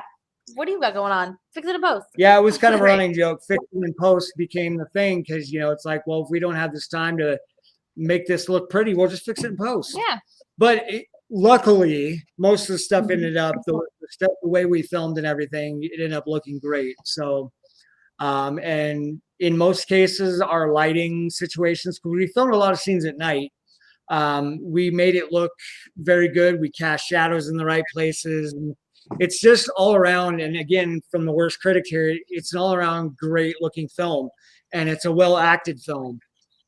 It's actually, when I say most ambitious, when I started laying it out on a timeline, it came out to over 2 hours. So the end result was 2 hours and 27 minutes of a horror film, which, unless it's one of those classic, you don't normally see anything over 2 hours for a horror movie. So, but it doesn't seem like you're watching it for 2.5 hours. Yeah. Almost. So the scenes are kind of, after the premiere, we got some feedback and we kind of edited it down a little bit in some places, like transitions between scenes, so that when you go back and watch it, it goes even faster. So each scene is, it's tightly shot, and everything happens in rapid succession. So it works, surprisingly. Which is pretty awesome. And and also the cool thing is like for all those deleted scenes, that all can just be like bonus material, like for like the DVD, or I'm not sure if you can have deleted scenes on Amazon Prime, but if you can, you could do that too if you wanted to. Well, that's why we have the social media, so that we posted pictures all throughout the shoot. So, we got a lot of behind the scenes stuff to try to garner some interest in it and just let people know we weren't just BSing them. We were actually out there making a movie. So, we got people excited about that. And that's what's important, especially when you're doing an independent film in a small town, is getting that excitement, building that excitement for it. So even if all you're trying to do is get people to go watch it. Yeah. So, and it worked really well. We had a great deal of excitement at the premiere. We had a full house. Mm-hmm. We expect to have a full house at least tomorrow night, maybe Saturday night, the 2 times it shows. And, I think it's going to go really well, just like the premiere did, except for the technical difficulties we had. Yeah, those are not fun to deal with. Nope. Hey, but you gotta love them, right? Technical difficulties comes with filmmaking sometimes, doesn't it? Yeah, I don't have to love any of it. I was like, this is the icing on top of the shit cake. Like, of course, the premiere, we're gonna have problems with the premiere too. So, but it's fun to go through it. Everyone was a great sport. They were singing they were doing Marco Polo when we had to stop the movie to fix it. Yeah. I ended up running home, getting my laptop, which had a copy of the movie on it, bringing it back, and they plugged it directly into the digital projector. Well, And so we were able to complete it. And now, like I said, now it's rendered DCP, so it's been ingested into the projector, so you can do the full frame aspect ratio that it's meant to be in, and also surround sound. So I sampled a little bit of it, and it looks amazing, and it sounds amazing. So, well, I mean, well, Marco Polo is a great game when you're waiting. At least they could sit there and night 100 bottles of beer on a wall or something, you know, or you know, or That you know, would be funny. the song from the Practical Jokers, "Drive, Drive, Drive." It feels so good to be alive. I probably in the moment wasn't as I didn't think it was as funny as I do now because it was in the middle of freezing, and I'm just kind of like, well, what the hell are we gonna do now? And they restarted it probably 3 times, and by that point, I was like, I'm gonna go get my laptop. Yeah. And so we made it work for the remainder of the 2 hours.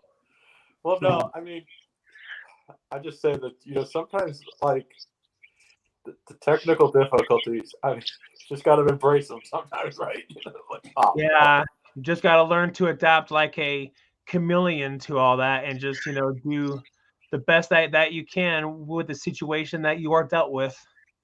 Well, we had pretty much full cast there. We could have just had to be up on stage and act it out. I mean, Yeah. Real. Improvising, that's about as far as we could go with that. So, or invite everyone to my house and be like, hey, you guys want to watch this on my TV? You know, like, I don't know exactly what we could have done in the situation, but, you know, it worked out. So maybe maybe if there's a next movie, just bring the laptop just in case. Yeah, right. No, we're going to make sure we can do it DCP and get it in the projector. So, but yeah, we eventually will do something else. I kind of had the writing bug now.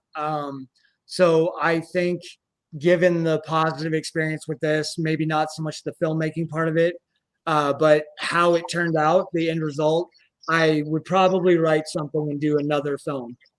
But like I said, I probably want to focus more on comedy because unless you have a great story or have been doing it a really long time or you have a budget, it's really hard to write something that's going to be super scary. Obviously, you have those one-offs like the Blair Witch Project or, those or Paranormal Activity, mainly the fine footage films, I guess, is where I'm going with this. Yeah. It's really hard to create an atmosphere that's going to be super scary. So you do the next thing. You knew the best thing that you may know is comedy, and so we were able to do that, and a lot of the jokes landed really well. So we're just going to go with that. Yeah, yeah. Oh yeah, definitely. And one of the cool things about filmmaking, like, is that you also can mix genres too. Like how I believe it was Pan's Labyrinth, I believe, like where they mixed World War II in with fantasy. And I mean, since that there have been so many World War II movies, which I get why they did that, to make things different. So yeah. I mean, yeah, it's a great thing, with movies, especially with special effects. Now you're only limited to your imagination. I mean, who knows what could happen. Well, that's also and then also to the budget that you have. Oh, come on, just yeah. Hey, we talked about it earlier. Just use flying saucer plates, right? Yeah, so for Clown 2, we used the mix of practical effects and we used a few CGI effects where we didn't have the budget or the time or the know-how to do some of the practical effects. But the special effects, while they are a little bit not cheesy, but definitely you can tell it's a special effect, it worked. And we got a lot of compliments on that. It definitely got the point across what was happening, and it didn't look too unbelievable. So it was nice to be able to use the practical effects where we could with our makeup artist, and then also doing a couple CGI effects where we had to. So, yeah, and yeah, and I mean, ever since Jurassic Park happened, like a lot of people just go to CGI now, which is ironic because, you know, considering that Jurassic Park, I really don't think ever intended on anything like that. And yeah, and I mean, you know, a lot of people want to do practical effects, which I get it, but I mean, you know, sometimes doing the know how to can, you know, not be as easy as it sounds. And yeah, and CGI a lot of times is just the easier and cheaper and faster option to go. And I mean, yeah, I mean, good, you got to do what you got to do, and especially with independent films, you don't have as much time, and so that can make it harder. Mm-hmm. Well, Yep. I mean, Exactly. I look at sometimes though, you know, look at Star Wars though. They got that done in they got all that special effects done in I think 8. You know, yeah, they had a lot more time, but you know, George Lucas got really angry at the special effects guys because all the guys were basically just clowning around, having fun, you know, because they were just You can't have early 20s, huh? You can't have fun. You can't have fun on a film set. No. You gotta rule. No, ever. Well, and so here they were, and then George Lucas saw what they shot, and he approved none of it, and I think they got it done in 5 months. A lot of the special effects for Star Wars, so yeah, and that's impressive. And I mean, especially considering that at that time there was no CGI, and so yeah, that was all done in front of the camera. Yep, a lot of miniatures and rotoscoping and all that stuff. Yep. So yeah, impressive. It was very impressive for the time it was done.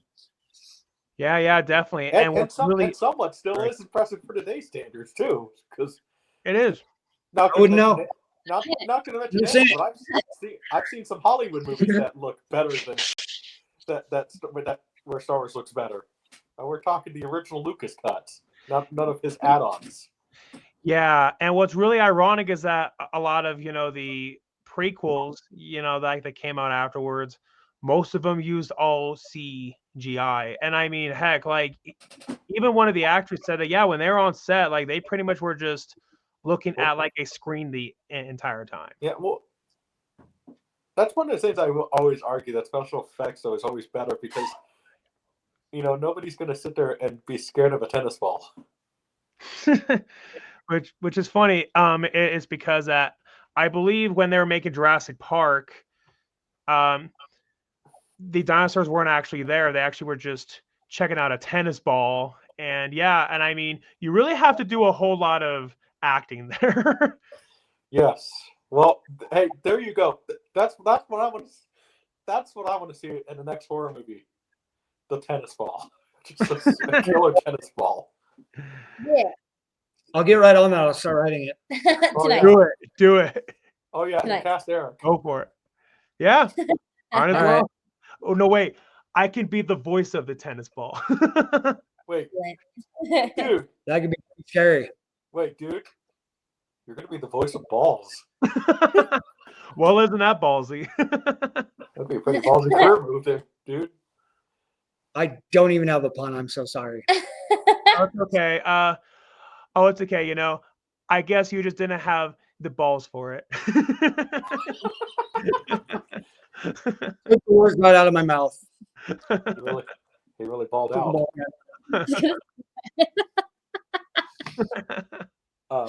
So, all right. So,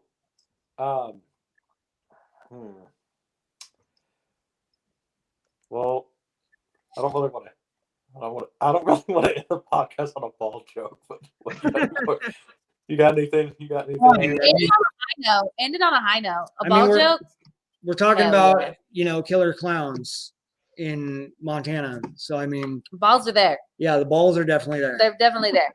Definitely, yeah. We have a dancing prostitute in our film. So we do. The sky is the limit, guys. Truly. Well, so I guess at least we're not ending on a dick joke or something. Yeah, we are. We could. Gabee, Eric. I don't think I'm allowed to say what I want to say. Okay, go ahead. This is probably the exploitation podcast anyway.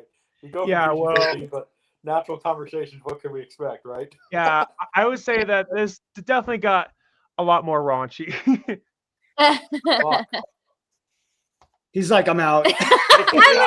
Bye. It just more so was I'm just trying to take it back into focus because I've been out of focus. I'm trying to fix it. So Your camera got. Oh, you like that wrong? yeah, I'm became a not chick. pretty sure why it's doing that, but hey, Your, I mean, no, your best camera, your webcam got offended because of all the ball talk. Yeah. I guess it's just a ghost now. Mm-hmm. Too funny. So is there anything upcoming for all of you that you all would like to plug in? Besides Clown 2. I mean, that's going to be my life for a while. Yeah. Just promoting it, getting as many people to see it as possible. And again, I'm not in it to make money. It's never been the intent to do that. So it's kind of just, we want people to see it. We want them to go sit there for 2 hours, enjoy their popcorn or whatever, and just enjoy the shit out of it. Yeah. That's really all you can do. Exactly. And it's cool. Like if we can help the smaller theaters, because they make their money on concessions, if we can get people in there and buy the concessions, it's helping them out, because they have to pay 65% of any movie usually to the studio anytime they show a movie. So they're not making anything on tickets really. You have an $8 ticket and you have to give them 65% to the studio, you're not really getting anything. So concessions is where it's at, Mm-hmm. So if we can help people by bringing people into the theater and letting them see a movie that they'll walk away from going, wow, that was great, or what the hell was that? Like either way, it's invoking emotion, so it doesn't matter. Well, that's yeah. Well, that's really a certain company that charges the most for them to, the House of Mouse. They give it the 65%. Yeah. And and there's a lot of people who will complain about just how much concessions are, but I mean, I do see where they're coming from, but at the end of the day, all these theaters have to make ends meet too. Well, look at it this way: the large popcorn and large drink, you only have to buy it once because it's all free refills if you buy the large. So Loopholes. I didn't know that. No, you do. Thanks, guys. You buy the. There you go. I'm gonna dump all my popcorn and go get more popcorn. Is what I'm gonna do. I heard you guys do. The guys on the podcast told me. The guys on the podcast told me. Well, yeah, and our theater here actually is very reasonable with their prices. They're not like going into an AMC theater or a Regal Cinemas. Like the prices are really good because they know people. This is kind of like an extra cost to them. So to have them come in and watch their movie and whatnot, they don't want to charge them, exorbitant amounts just, to be able to enjoy a movie. So, and, ticket prices, they don't even charge normal admissions they pretty close, but, not quite. But yeah, their concessions, they don't even make people want to bring in their own stuff, which, so yeah, it's good that we can be able to kind of help support them while they support us. So. Yeah. Certainly. And I mean, ultimately, that's really what it is all about. Like it really truly is about showing all that support. Mm-hmm. Yep. Yeah.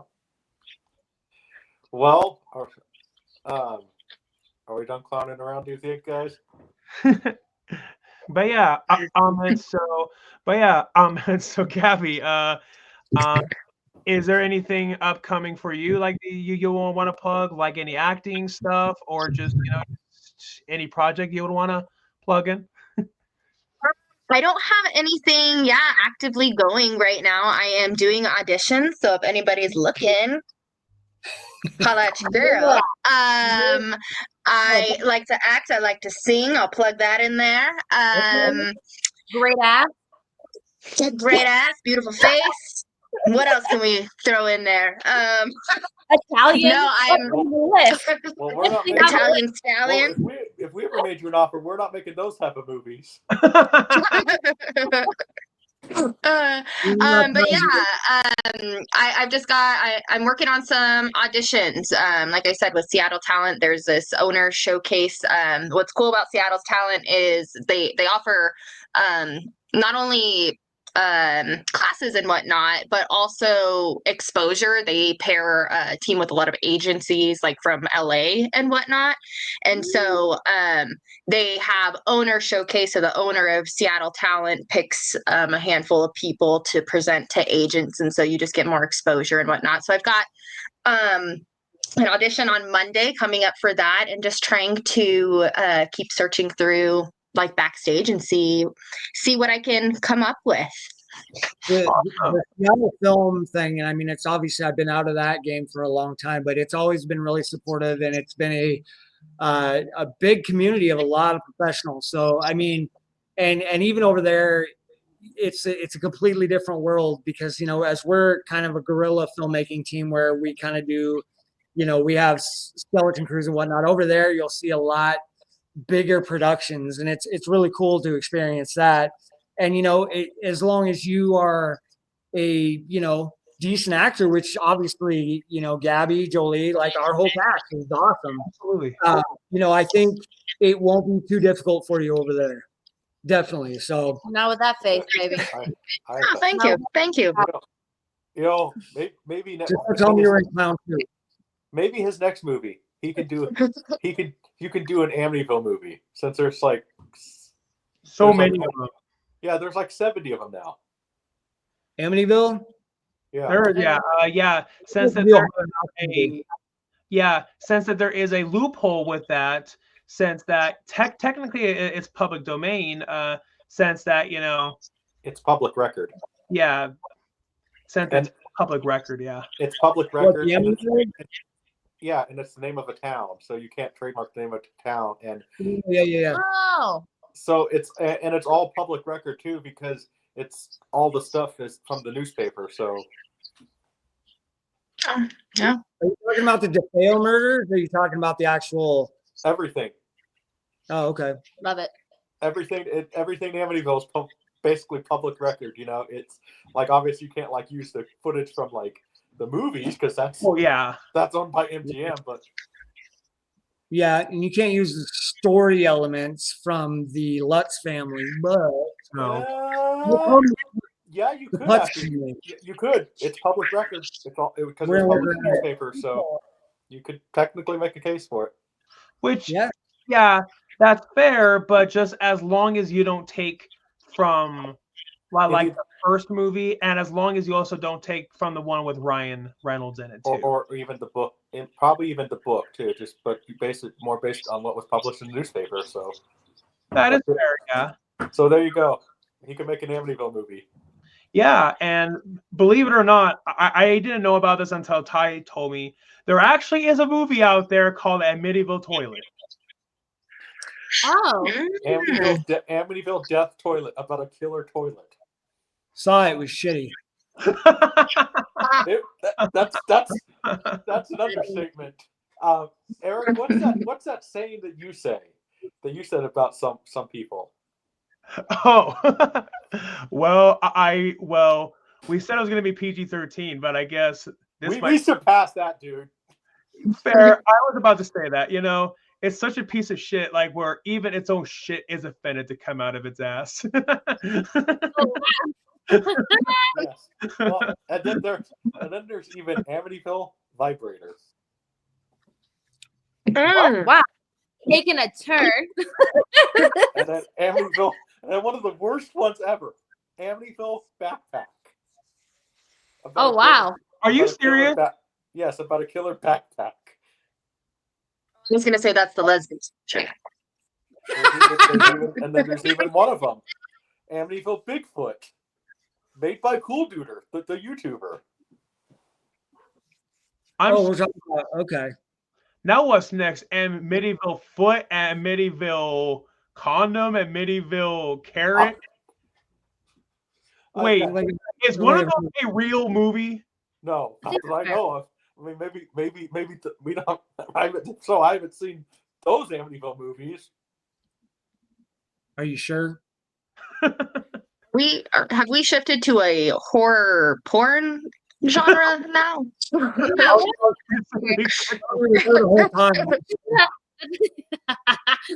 Love it. So Yeah. Oh yeah, god. so there you go. His next movie, he can make an Amityville movie, right? And we love one. Am- Yeah, and and since that Winnie the Pooh's now public domain, I guess you could do Amityville versus Winnie the Pooh. And Like Winnie the Pooh. yeah, and also Mickey Mouse is now public domain too. So I guess Mickey Mouse versus Amityville or something like that. If somebody So, comes, for Clown 2, there were a couple spots where we needed some like really old, like creepy, like background stuff. So there's one scene where one of the characters is watching a movie, and they're watching In Old Arizona, which I don't know much about the movie, but it came out in 1927. So I used the background for that for what the character was watching, so you can just hear it on the TV. So I knew I could use that because it was public domain. And also when they are walking through the woods, they hear this old creepy song, which is another song called of it. I'm sorry, this is a terrible story.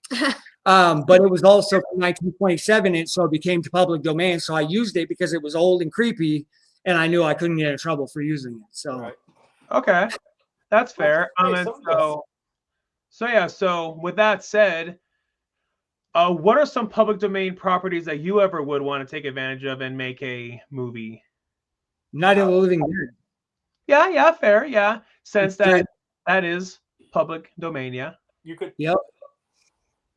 Well, I mean, I think somebody's already doing Night of the Living Dead Part 2. I guess you could do Part 3, right? Yeah. That's why there's been a bunch of terrible movies based on the George Romero movies, because the original is public domain. Right. Yep. And I like that movie. Yeah. Yeah, and I mean, knowing that movie, pretty much invented the zombie genre as we now know it. So, yeah, and I mean, zombies have been around for the longest time, but zombies as we know it came from that movie. Mm-hmm. So yeah, flesh-eating zombies. Yep. Definitely. Yeah. Before that, we had white zombies. Yep. Yeah, which is funny you say that because it had Bela Lugosi, and considering that we actually did have, considering that we actually did have a Lugosi on. So why don't you? You had his granddaughter, didn't you? Could you repeat that? Sorry. You had his granddaughter. Yep. Yeah. It's cool. Yep. Yeah. Certainly. Yeah, and we also we also did have Boris Karloff's, but yeah, we also had like his kid on too. Oh, okay. That's cool. Yeah, and actually Sarah Karloff was the first guest that we ever had. Mm-hmm. Oh, neat. I mean, that's a good jumping off point, honestly. Yeah. Oh yeah, definitely. Yeah. And really. Yeah, and the rest is history. Yeah, we really now you have high for the first episode. But yeah, and then funny because honestly at that time I had no intention of starting a podcast. I just thought it was just gonna be a one-time thing, but then and then afterwards, him and I said, you know what? Let's make this into an entire series, and now here we are at episode 73. Wow. Well, we're glad to be here. Yeah. All right. Thank you. Thank you. And honestly, I am definitely very, very glad that you are all here too. Yep. I mean, it worked out that we were able to all get together and do the podcast thing. So I've done a couple podcasts before when I did my first films and stuff, and it doesn't matter what type of podcast it is. It's cool to be able to go on and talk about your stuff. So Oh yeah. any opportunity is always a good opportunity. There you Oh go. yeah, certainly. This is All my right. first podcast. Mine too. First timer here. Well, I mean, hey, I'm glad you picked us instead of that guy who stole the name from the Jimi Hendrix Experience. Yeah, and it's really funny that you asked that, Gabby, because I actually was just about to ask you, and so it's pretty much like you read my mind. I was about to ask you if it was your first podcast. Yep. I did. Yep. I did read your mind. It is my first podcast. Yeah, and I had no idea really what to expect getting onto here. So thank you for your welcoming energy. Yeah. Oh, I mean, Of course. yeah. All right. Yeah, and I mean, pretty much anybody is welcome on my podcast. I mean, heck, I even had one of my professors on, like, from college. So, Oh wow. Yeah. And guess what? One of the first college professors that didn't make me want to fall asleep. which was good. So Yeah. So, anyways, usually what we wrap it up with, I have a question for all three of you. What's some advice you would give to anybody pursuing the film industry, and what's some life advice that you want to give? It would be a really bad idea to ask me any kind of life advice.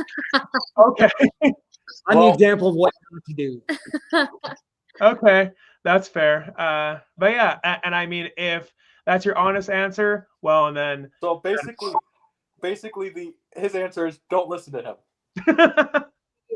which is fair. But yeah, I think something that I've learned recently, and I'm still kind of figuring out how to apply this in my life, is really just that cliche of, go for your dreams.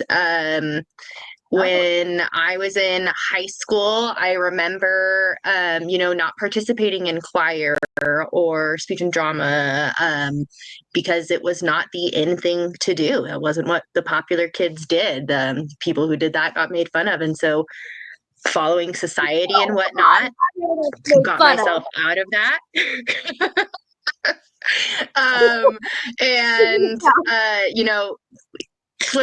Going back to what I said earlier, coming upon 30 and realizing I don't really feel passionately tied to what I do in my day job. And there's a lot more to life, I feel, than that. So really, as best as you can in America's corporate world, try to go for those dreams. And, it feels like more, I wish I would have started that path. But I believe everything happens in its own time for a reason. So certainly. Here we are. Yeah. Oh, I'm sorry. What'd you? What? I'm really trying to help you guys. By the tennis ball. By the tennis balls. Yeah, and I mean, ultimately, you only do have one life, and so ultimately, you really, truly should make every second. Yes, you're not James Bond. You don't live twice. Yeah.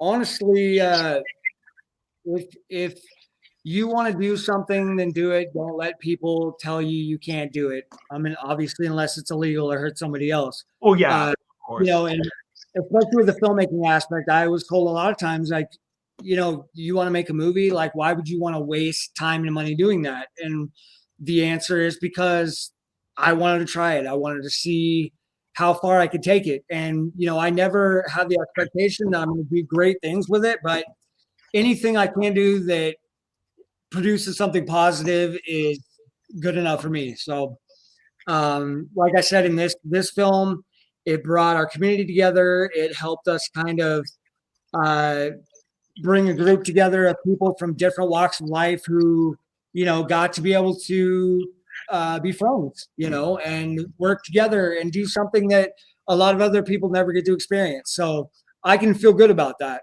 And that's my takeaway from it. Whether this film goes anywhere or nowhere, at least we got that experience. So Exactly. Yeah. Yeah. Exactly, because ultimately what matters is that you're doing something that fulfills you. Mm-hmm. Yeah. And I mean, there are some people who only get into the film world just to be famous, and you definitely should never do it because of that. Fame or money, like you're not guaranteed either. So Exactly. And there's that old saying, you know, money money corrupts absolutely. Mm-hmm. Or absolute power corrupts absolutely. So, same thing really. Exactly. Boy, what an interesting podcast on all the stuff we talk about, philosophical. Yeah. All the other All the bases here today. Like Socrates right now. I'm gonna be real honest with you.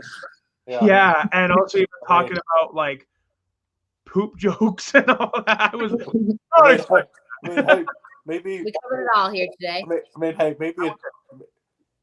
hey, hey, I guess at least I should be thankful we're not up to till 3 o'clock in the morning talking about this stuff. So Yeah. yeah. I am thankful. I do have to work tomorrow.